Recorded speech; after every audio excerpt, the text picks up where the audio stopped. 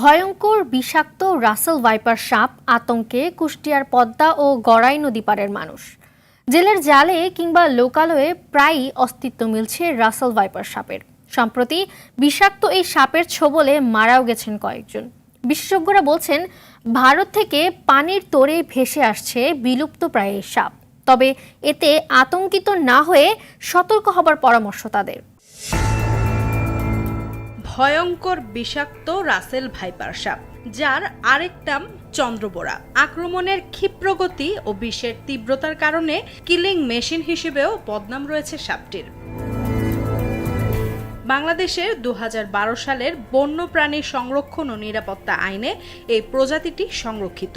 এর আগে ২০০৯ সালে এশিয়াটিক সোসাইটি কর্তৃক প্রকাশিত বাংলাদেশ উদ্ভিদ ও প্রাণী জ্ঞানকোষে এটিকে বাংলাদেশে মহাবিপন্ন এবং বিশ্বে বিপদমুক্ত বলে বর্ণনা করা হয়েছে। ২৪ ঘন্টা নদীতেই থাকে। আমাদের একটা ভয়, একটা পাহাড়ি সাপ আমাদের নদীতে আইছে। এই সাপটা আমাদের এখানে এসে অনেক আমাদের ডিস্টার্ব করছে। আমাদের যাত্রী হচ্ছে না, আমরা যাত্রী পাচ্ছি না, মানুষ ভয় পাচ্ছে। এই কারণে আমাদের ভাড়াও কম হচ্ছে। সাপগুলো এলাকায় না থাকলে এটাই ভালো। আমরা ভয় থাকে, একজনের কামড়ও দিয়েছে, সে হাসপাতালে। আমাদের কাজ কাম তো মনে করেন নদীর ভিতরে, এটা কোনো ব্যবস্থা না করলে মনে করেন এই রাসেল ভাইপার বিষধর সাপ, এটা কোনো ব্যবস্থা না করলে তো মনে করেন আমাদেরও কাজ করার সমস্যা, খুব ভয়ে আছি। আমার এলাকা নদী এলাকা বাড়ি আমারে, আমরা খুব একটা দুশ্চিন্তার ভিতরে আছি। ১০ থেকে ১৫ ফিট লম্বাকৃতির এই সাপ নিয়ে মানুষের মাঝে আতঙ্ক আর কৌতূহল দুটোই আছে। বিশেষজ্ঞদের মতে এই সাপের প্রধান খাবার ইঁদুর।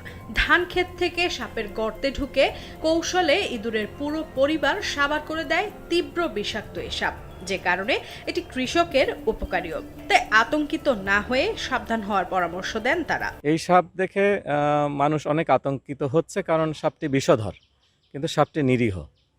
সাপটি সহজে মানুষের ক্ষতি করার চেষ্টা করে না।